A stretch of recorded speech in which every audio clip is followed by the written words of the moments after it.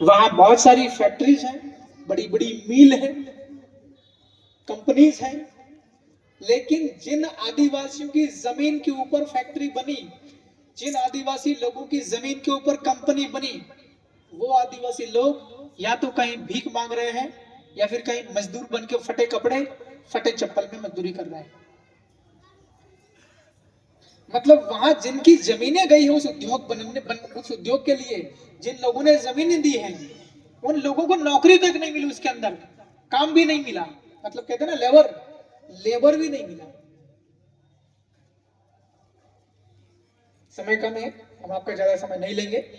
शाम का समय, आप सबको घर भी संभालने अपने अपने, बहुतों के बच्चे भी होंगे, परिवार होंगे। मैं आपसे ये संक्षिप्त में कहना चाहता हूं कि we are honour of India, हम इस देश के मालिक हैं, और हमारे साथ में क्या क्या हो रहा है। मार के फाड़ दिया जाता है, आदिवासी समाज की लड़कियां सुरक्षित नहीं है, जहां मजदूरी करने पलायन तो बाहर जाती हैं, दे आर रेप्ड, उनके साथ बलात्कार होता है, वहां सुरक्षा के लिए कोई नहीं होता। मतलब हम आपसे यह कहना चाहते हैं कि हमारा जो समाज है, ऑनरशिप करने वाला समाज, जो आज शोषण, अत्याचार, अन्याय का शिकार है। आदिवासी लोग पूरे मध्य प्रदेश में अपनी अगर कोई समस्या आती, कोई हमारे साथ अन्याय कर रहा, कोई जुल्म कर रहा है, कोई हमारी जमीन के ऊपर कब्जा कर रहा है, कोई हमारा मकान तोड़ने के लिए आ रहा है, कोई हमें हमारे मकान से बेदखल कर रहा है, तो आदिवासी आदमी, आदिवासी परिवार तब पुलिस स्टेशन पे जाता, थाने पे जाता। पुलिस के लोग उसको डराते हैं, धमकाते हैं। क्यों? क्योंकि जो भूमाफिया है, जो आदिवासी का शोषण करने वाला परिवार है, जो अपर कास्ट का आदमी है, वो पुलिस के साथ सेटिंग कर लेता है, प्रशासन के साथ सेटिंग कर लेता है, वो कुछ पैसा दे देता है, तो पुलिस उसके साथ में हो जाती है। हमारा आदमी दर दर भटकता है। उल्टा जो फरियादी होता है, फरियादी यानी एप्लीकेंट, जो कंप्लेंट लेकर के पुलिस स्टेशन जाता है, उसको कहते हैं फरियादी। या उल्टा हो जाता, फरियादी को आरोपी बना दिया जाता है, और जो अपराध करने वाला है, जो शोषण करने वाला है, जो आदिवासियों के साथ अन्याय करने वाला है, जुल्म करने वाला है, उसको फरियादी बना दिया जाता है। ये ऐसा आदिवासियों के साथ हो रहा है। मैं स्टडी कर रहा हूँ, 2-3 दिन से मैं रतलाम से निकला हूँ, 4 दिन पहले से मैं लगातार इस इलाके में देख रहा हूँ, मोबाइल से देख रहा हूँ, ऑनलाइन देख रहा हूँ, कंप्यूटर से देख रहा हूँ, मेरे पास जो रिकॉर्ड्स है उसमें चेक कर रहा हूँ। जहां जहां आदिवासियों का इलाका है, वहां सरकार और जो सरकार के संरक्षण में व्यापार करने वाले लोग हैं, जैसे कहते हैं ना माने अडानी टाइप के जो लोग हैं, या तो केवल 2-4 वो लोग हैं जो बड़े हैं और जिनका नाम हम लोगों को पता है, लेकिन ऐसे बहुत उद्योगपति हैं, बहुत भूमाफिया हैं, जिनका पता नहीं चलता आपको। जिनको ऐसे लोगों की आदिवासियों के जमीन के ऊपर नजर होती है। बिना आदिवासियों की सहमति के प्रोजेक्ट और परियोजनाएं पास कर दी जाती है। आदिवासी इलाकों में बड़े बड़े डैम बन जाते हैं। क्यों? क्योंकि आदिवासी इलाके में जंगल होते हैं, पहाड़ होते हैं, एक पहाड़ से दूसरे पहाड़ को मिला दिया जाए, बहुत बड़ा डैम या बहुत बड़ा तालाब बनता है। अब उसका पानी उद्योगपतियों को उनकी फैक्ट्री चलाने के लिए पानी पहुंचाया जाता है, या उस बहुत बड़े बांध से बिजली पैदा होगी, हमारे लोगों को बिजली नहीं मिलेगी है। बाहर बिजली जाएगी फैक्ट्रियां संचालित करने के लिए, कारखाने चलाने के लिए बिजलियां जाती है।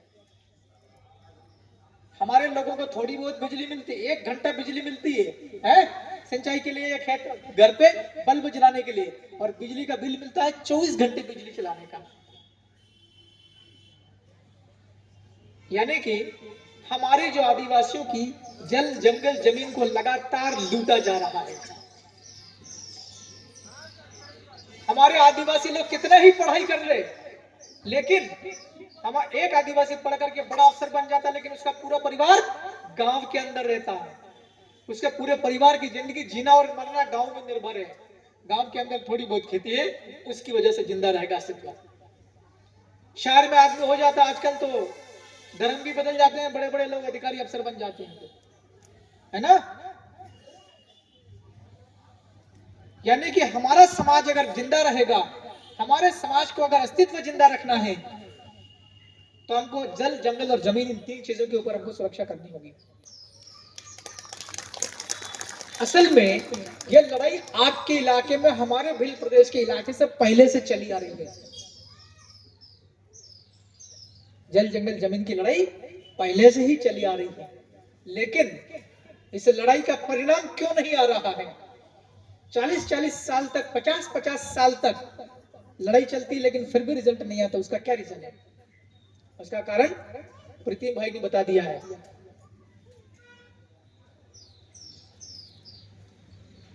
सेनापति ही लफड़ा कर दे तो सैनिकों का हाल तो खराब होनी ही, मारे जाएंगे। इसलिए अभी तो मैं आपका समय, कम समय के हिसाब से 4-5 दिन की यात्रा पे आया हूं। 3-4 जिले में और हमको जाना है, ये दूसरा जिला है। मैं केवल आप गोंडवाना इलाके के, आप तमाम मेरे आदिवासी समाज के लोगों की भावनाएं मैं जानने के लिए आया हूं। आपके कोई दुख दर्द हो, मैं उसको जानने के लिए आया हूं। आपकी इच्छाएं क्या है, उन इच्छाओं को मैं जानने के लिए आया हूं। मैं 2 दिन से पता कर रहा हूं कि भाई मुझे कोई वीडियो वगैरह हो तो बताओ विधानसभा के अंदर। ये गोंडवाना की लड़ाई चल रही है पिछले 50 साल से, या कोई रिकॉर्ड हो तो बताओ कि गोंडवाना की मांग कौन कौन से विधायकों ने पहले की है। मैं 2 दिन से पता कर रहा हूं, लेकिन मुझे अभी तक पता नहीं चला। इसका मतलब पहले के विधायक गोंडवाना के नाम पर सिर्फ नेतागिरी करते थे, गोंडवाना की लड़ाई विधानसभा के अंदर नहीं छेड़ी। मैं पहली बार विधायक बना हूं। मैं पहले ही सत्र के अंदर मैंने भिल प्रदेश की आवाज भी उठाई, और मैं पढ़ा लिखा आदमी हूं, दिमाग चलता है, इसलिए मैंने विधानसभा के अंदर भिल प्रदेश की मांग करने को रिकॉर्ड के अंदर भी शामिल करवा लिया। कैसे बहुत सरल काम है, थोड़ा सा हमको माइंड लाइक चलाना पड़ता। मैंने कहा, सरकार से सवाल पूछा मुख्यमंत्री से कि भाई मुख्यमंत्री बताओ, हमने फलानी फलानी तारीख को ज्ञापन दिया था राष्ट्रपति के नाम से कि हमको नया राज्य बनाना भिल प्रदेश। अब लोग मांग कर रहे हमको नया राज्य चाहिए, क्योंकि हमारा जो आदिवासी इलाका वहां पर बहुत ज्यादा शोषण है, अन्याय है, अत्याचार है। हमारी जल, जंगल, जमीन छीनी जा रही, हमारा अस्तित्व खतरे में है, हमारी संस्कृति को प्रदूषित किया जा रहा है। हमारे लोग पढ़ने के बाद भी रोजगार के लिए दर दर भटकते हैं। 20-20, 25-25 साल तक पढ़ाई करते हैं लड़का लड़की, देयर इज नो जॉब, कोई नौकरी नहीं है। इसलिए हमको तो मुख्यमंत्री जी नया ही राज्य दे दो, हम अब भोपाल नहीं आएंगे, हम तो हमारा नया कोई राजधानी बना लेंगे, रतलाम या झाबुआ। तो सरकार ने लिख करके जवाब दिया तो विधायक जी आपकी मांग जायज है, इस मांग को हम आगे बढ़ाएंगे। भाई 2 लाइन तो लिख के आ गई ना कागज में। अब गोंडवाना वाली मांग भी मैं चाहता हूं कि ये भी रिकॉर्ड में आ जाए। अब रिकॉर्ड में आएगी फिर हमारे सांसद लोग भी है हमारे, उनके माध्यम से भोपाल के अंदर भी, दिल्ली में चालू करेंगे लोकसभा में। कोई भी बड़ा काम एकदम नहीं होता है, कोई बड़ी सफलता रातों रात नहीं मिलती।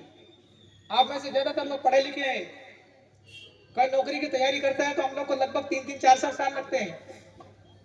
कोई बड़ी नौकरी की तैयारी करनी पड़ती है, 5-5, 7-7 साल लग जाते हैं, यूपीएससी, एमपीपीएससी, राइट ना।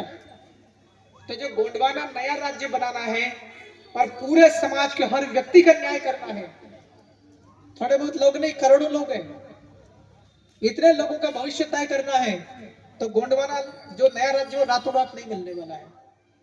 विधानसभा के अंदर लड़ाई चालू करनी, लोकसभा के अंदर लड़ाई चालू करनी, और जनता को जागरूक करना, ताकि सरकार को पता चल जाना चाहिए कि विधायक लोग तो चाहते ही है नया राज्य गोंडवाना बनाना, मगर गोंडवाना इलाके के लोग भी चाहते हैं गोंडवाना राज्य बनाना।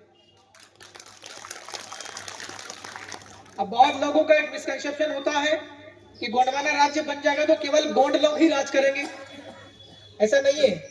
गोंडवाना राज्य बनेगा तो गोंडवाना राज्य के अंदर रहने वाले वो किसी भी समाज का हो, चाहे वो शेड्यूल कास्ट का हो, अनुसूचित जाति का हो, चाहे वो माइनॉरिटी का हो, मुस्लिम हो, क्रिश्चियन हो, सिख का हो, जैन हो, वो सारे लोग सुरक्षित रहेंगे। जीवन में जन्म लेने के बाद सबकी इच्छा होती कि मैं जल्दी जल्दी अमीर बन जाऊं, मैं आगे बढ़ जाऊं, मेरे को ज्यादा सम्मान मिले, सबकी इच्छा होती। जब राज आदिवासियों के हाथ में आएगा तो सभी समाज के लोग सुरक्षित रहेंगे।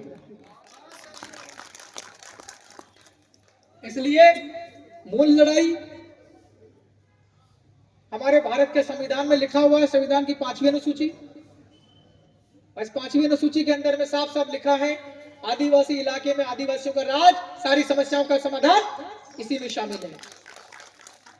अब आदिवासी इलाके में आदिवासियों का राज, हम इधर से शहडोल से निकले, देखते देखते आ रहे हैं, बहुत बड़ी बड़ी कोयले वाली वो फैक्ट्री चल रही है, बड़े बड़े डंपर चल रहे हैं।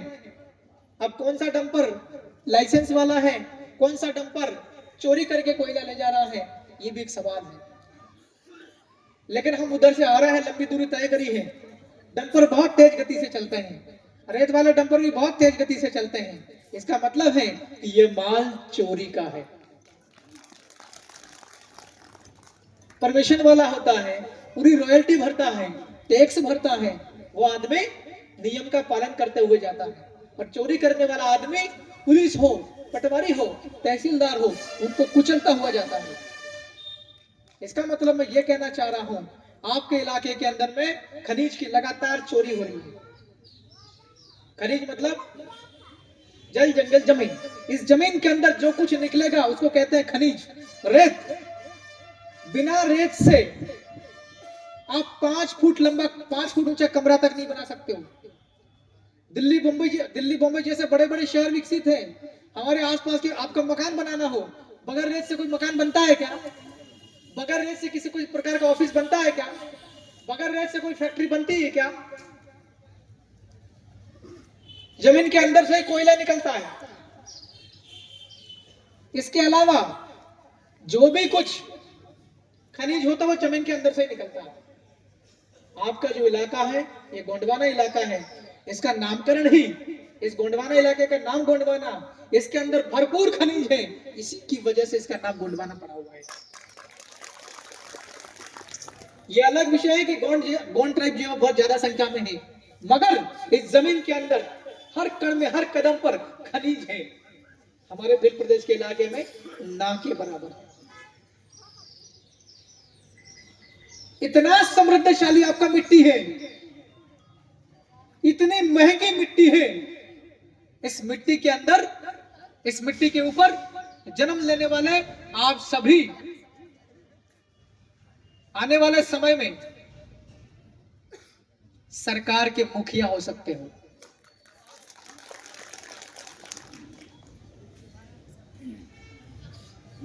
भारत देश आजाद होने के बाद में देश के अंदर लोकतांत्रिक व्यवस्था है।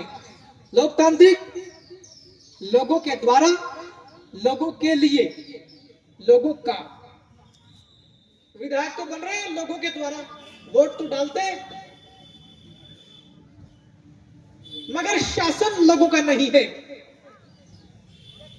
सरकार के अंदर हमारा कुछ भी नहीं है। जबकि भारत के संविधान में हमारी अलग व्यवस्था है। आदिवासी इलाके के अंदर में कोई भी सामान्य कानून लागू नहीं होगा।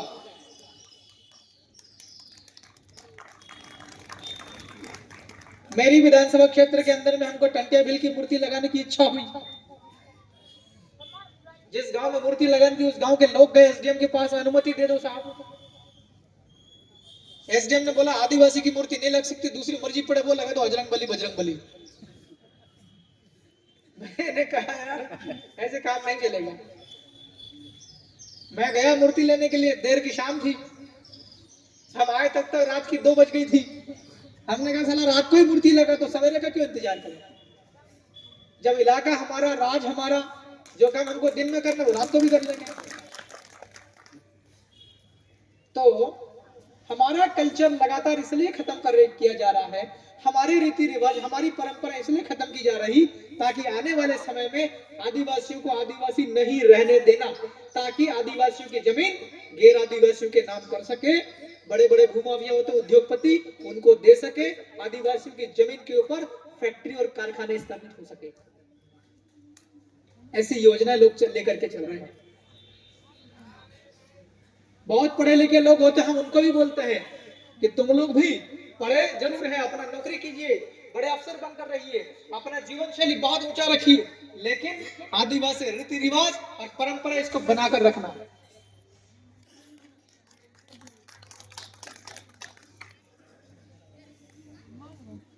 इसलिए हमारे अधिकारों, हमारे संवैधानिक अधिकारों की सुरक्षा तभी संभव है जब हम सभी, एक ही संस्कृति हमारी होनी चाहिए, हमारे एक ही रीति रिवाज होना चाहिए।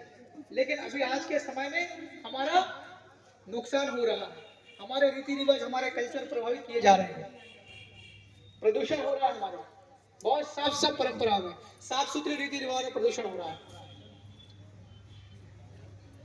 तो मैंने आपसे कहा है कि जो लड़ाई हम लोगों की रतलाम झाबुआ जिले में है, जो लड़ाई पश्चिम मध्य प्रदेश के भिल प्रदेश वाले इलाके में आदिवासियों की है, वही की वही लड़ाई सेम जल जंगल जमीन, पढ़ाई शिक्षा स्वास्थ्य रोजगार, सेम लड़ाई हमारे इलाके के अंदर में भी है। अब क्या करना पड़ेगा हमको? हम सभी को सत्ता में जाना पड़ेगा। सरकार में मुख्यमंत्री कौन बनेगा वो आदिवासी लोगों को तय करना पड़ेगा। मेरे से मीडिया के साथियों ने पूछा कि आपका आने वाला क्या प्लान है, आप आदिवासी पार्टी का आपका कार्यक्रम चल रहा है जन जागरण का, जन मेंबरशिप का। मैं शेड्यूल में बोलकर आया हूं, आने वाले 2028 में पूरे मध्य प्रदेश में टोटल 230 विधायक की सीटों पर आदिवासी लोग चुनाव लड़ेंगे और मुख्यमंत्री आदिवासियों का बनाएंगे। भारत देश आजाद हुआ तकरीबन 80 साल होने वाले हैं, लगभग कितने, 80 इयर्स। सुप्रीम कोर्ट बोलता है कि यह देश आदिवासियों का है, इस देश के मूल मालिक आदिवासी लोग हैं, बाकी लोग बाहर से आए हैं, बाद में आए हैं, अपना दुकान धंधा करने के लिए आए हैं, कहीं से परेशान होकर के आए हैं भारत में शरण लेने के लिए। हम लोग मालिक हैं आदिवासी। देश आजाद हुआ, अंग्रेज भागे, लोकतांत्रिक व्यवस्था स्थापित हुई, तकरीबन 80 साल हुए, लेकिन आदिवासी आदमी को 8 दिन के लिए भी मुख्यमंत्री बनने का मौका नहीं मिला है।